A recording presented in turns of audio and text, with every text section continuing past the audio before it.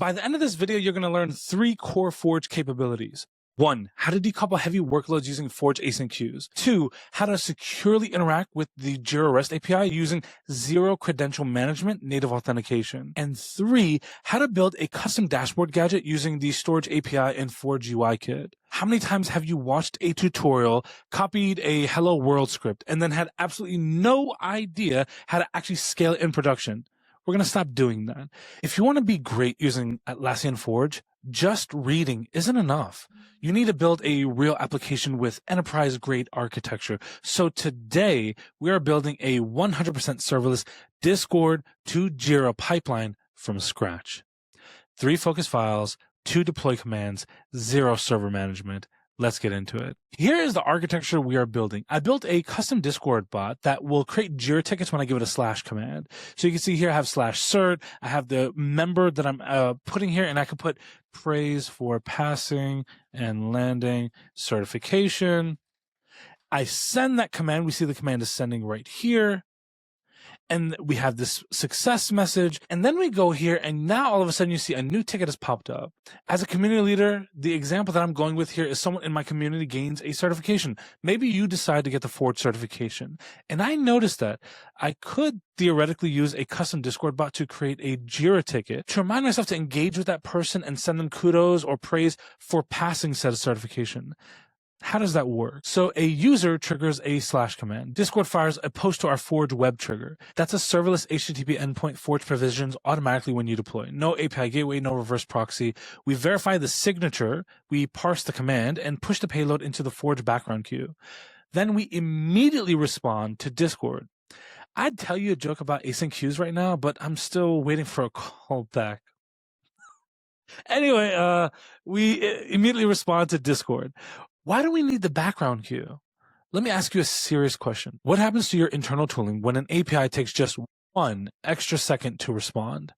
I'll tell you what happens. You lose the race against Discord's strict 3-second clock. Your webhook times out, the ticket vanishes, and your user sees an error. That is a bad experience overall. And if you're calling external APIs synchronously inside a webhook handler, you are just waiting for this to happen. Hope. It's not my engineering strategy. It shouldn't be yours either. This is exactly why Forge provides native async queues. We split the work.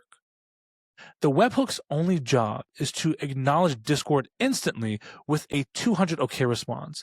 The heavy computing, creating tickets, securely calling APIs, incrementing metrics, all happens asynchronously inside the Forge queue consumer. Discord never waits. Jira is not rushing. And if your API has a transient failure, Forge automatically retries, so platform native resiliency is built in. You don't have to worry about anything. This is how you build great, resilient internal tooling. Now, let me show you the code that makes this work. Let's start with the file that wires it all together. This is the manifest.yml file. This single file is the entire contract of your Forge app. It tells the platform what you're building, what permissions you need, and how every piece connects. This web trigger block is our public HTTP endpoint.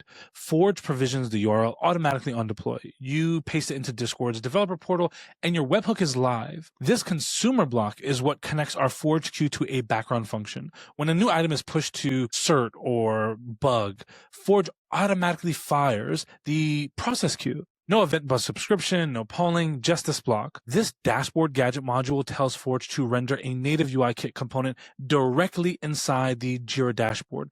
1 app, 1 manifest, 1 deploy, a backend webhook, an async queue, and a front-end UI all wired together this way. With these 3 permissions, we have pretty much everything. We read Jira issues, we write Jira issues, we have access app storage. Forge enforces least privilege by design. Before we process anything, how confident are you that your webhook is actually receiving payloads from Discord and not some random script spamming your enterprise Jira dashboard with requests that you don't necessarily want?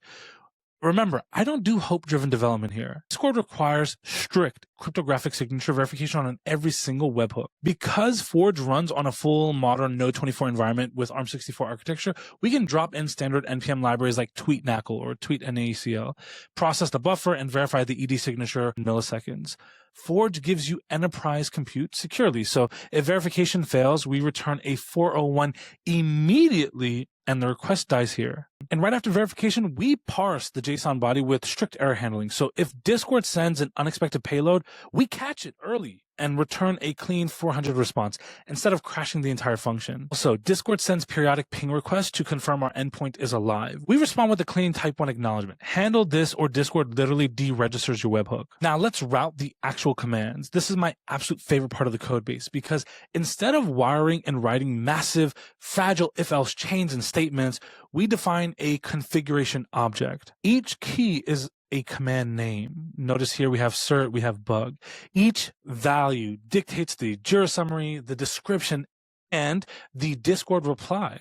So that success message that we saw in the beginning. The /cert command creates our DevRel praise ticket. The /bug command creates a bug report because, let's be honest, my code isn't buggy. It just has features that haven't had Jira tickets assigned to refine them a little bit better. But seriously, when your engineering manager taps you on the shoulder at 4:30 p.m. on a Friday, asking you for a new /incident command, do you really want to open your routing logic and pray nothing breaks? No, you add 5 lines to this object. 0 logic changes, 0 risk of even having extra regression items.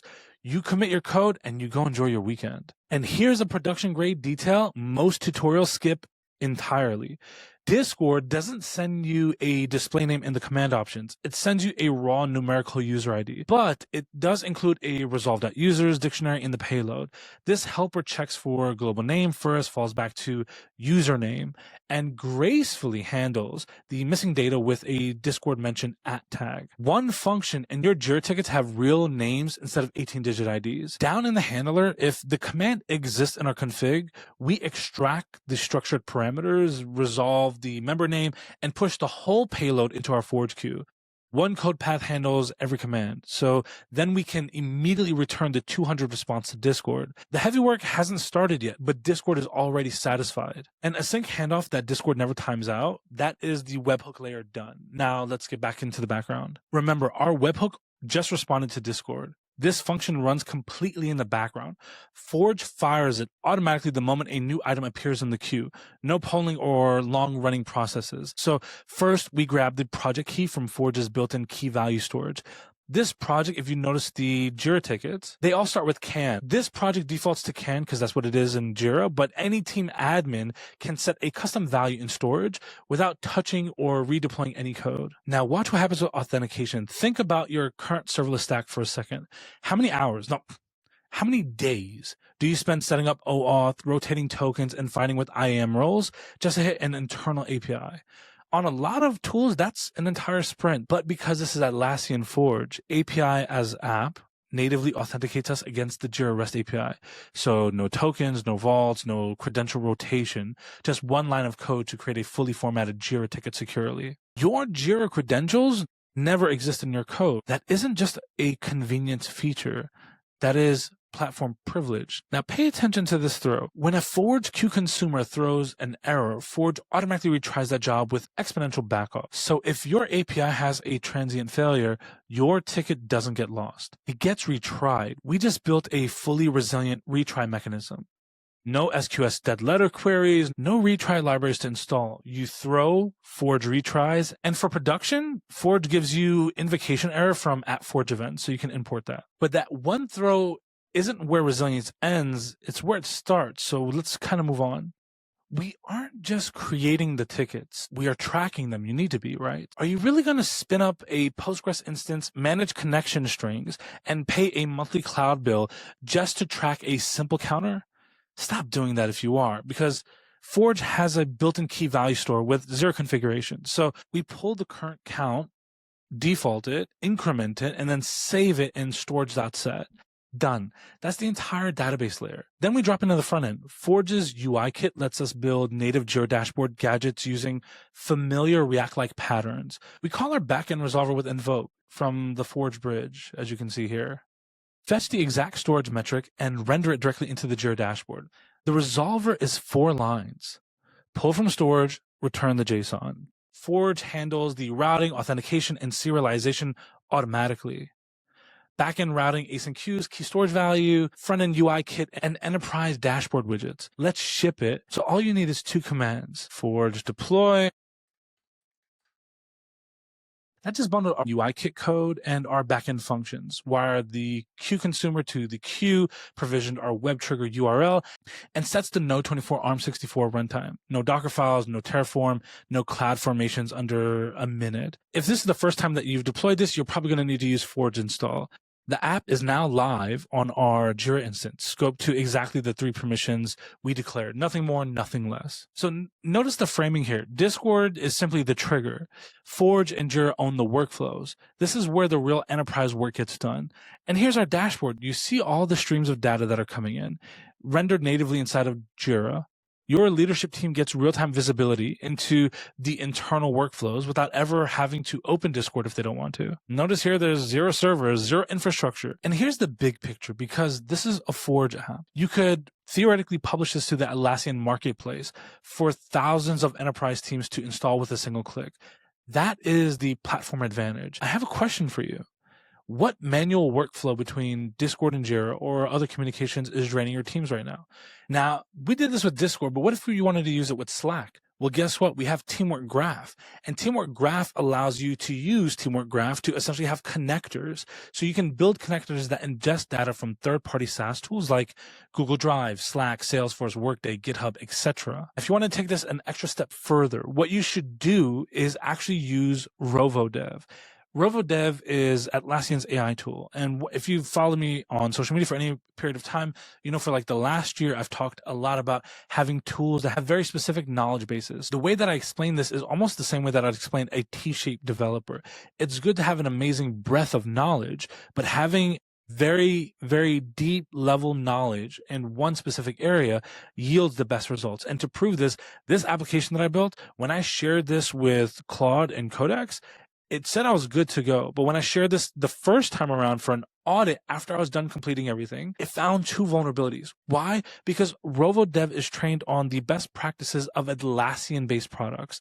So if you want to potentially build your applications at a higher level, this is a really great way to have that, because at the end of the day, the models are going to average out somewhat. Having that core infrastructure that has all of the best practices that you could ever have will only yield favorable results for you. Let me know in the comments. I'm reading them every single day, and every answer is a potential video. If you want to see how we could potentially integrate Rovo AI to automatically analyze the sentiment of these reports and maybe even prioritize them intelligently, that could be the next video.